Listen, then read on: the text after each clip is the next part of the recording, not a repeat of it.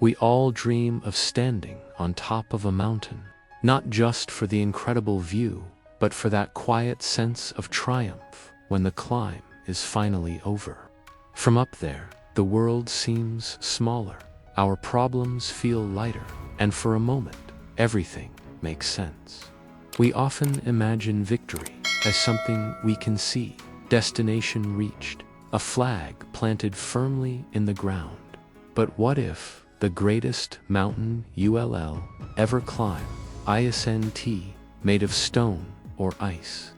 What if it's built from fear, doubt, regret, and the quiet belief that you're somehow not enough? This is the story of Ethan, a man who thought he was chasing a summit in the outside world, only to discover a far more important one within himself. Ethan lived a life that looked perfectly normal. His days followed a predictable rhythm. Wake up, check his phone, drink coffee without tasting it, and rush to an office that felt more like a habit than a choice. He smiled when expected and did his work efficiently, but deep inside, something had grown silent. There was a time when Ethan had dreamed boldly of traveling, building something meaningful, and living an extraordinary life. But the years passed, and practicality slowly faded those dreams into distant memories. One morning, after a long week, Ethan stared into the bathroom mirror. The face looking back wasn't unhappy, just dimmer. The light behind his eyes had been turned down. A question suddenly hit him. When did I stop being alive? He realized that while he was functioning, he hadn't truly felt awake in years. Later that day, an article headline caught his eye. Climb Mount Solara, a challenge for the brave. Normally, he'd ignore it. That was for other people, the daring ones. But something inside him, a whisper of the dreamer he used to be, hesitated. Before he could overthink it, before fear could build its usual arguments, Ethan signed up. For the first time in years, he felt a spark of anticipation. Weeks later, he stood at the base of Mount Solara, its peak hidden in the clouds. The air was sharp and cold. As the group gathered, their guide explained the risks and the discipline required. Then he said something that stuck with Ethan. It is not the mountain ahead that defeats most people. It is the mountain within. Ethan chuckled, thinking it was just a poetic line. He whispered to another climber, "That sounds profound, but honestly, I just need to reach the top." At that moment, he still believed this journey would only test his physical strength.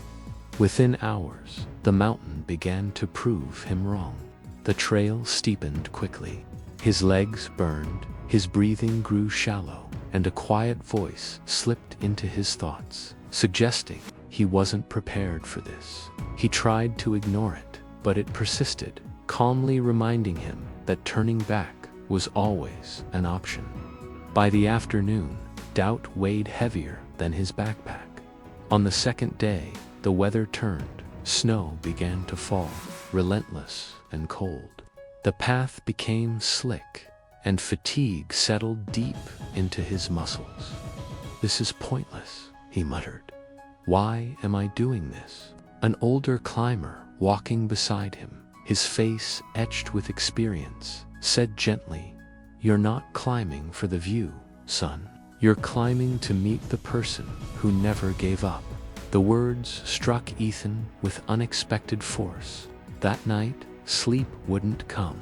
The wind howled outside his tent, but a different storm was raging inside him. A voice reminded him of all the times he'd stepped back from challenges, choosing the reasonable, safe path. Opportunities declined, risks avoided, passions postponed for a someday that never arrived. "Don't do it this time," the voice seemed to whisper. Morning came, cold and unforgiving. The third day presented the most dangerous part of the climb, a narrow ridge with steep drops on either side. Fear wrapped itself around Ethan like the freezing wind. What was he trying to prove? Then, the older man's words returned with startling clarity. You reclimbing to meet the person who never gave up. In that moment, Ethan understood. The real battle wasn't with the mountain. It was between the person he had been and the person he could still become. So he stopped thinking about the distant summit. He focused only on what was right in front of him, one breath, one step, one heartbeat at a time. The mountain didn't get any easier, but something inside Ethan grew stronger. Hours later, when the ground finally leveled out, the guide turned with a rare smile. "Welcome," he said, "to the summit." There were no celebrations, no cheering crowds. There was only a vast, pure silence. Clouds stretched below them like an endless ocean, and sunlight spilled across distant peaks. Ethan took off his gloves, and tears filled his eyes. Not because he had conquered the mountain, but because he realized he never needed to. "I didn't conquer the mountain," he whispered into the wind. "I conquered myself." He understood that the hardest climbs aren't made of rock, but of moments when quitting feels reasonable, and yet you choose to continue.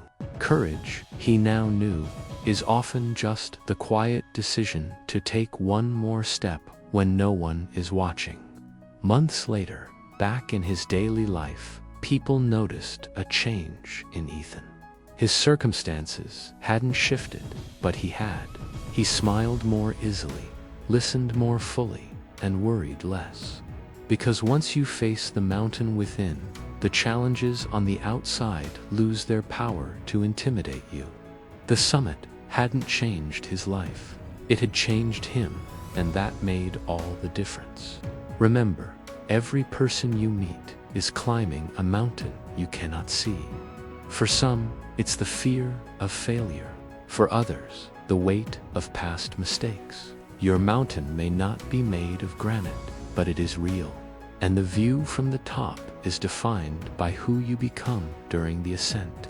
So, if you're standing at the base of something daunting right now, if the path feels steep and doubt is telling you to turn back, just pause.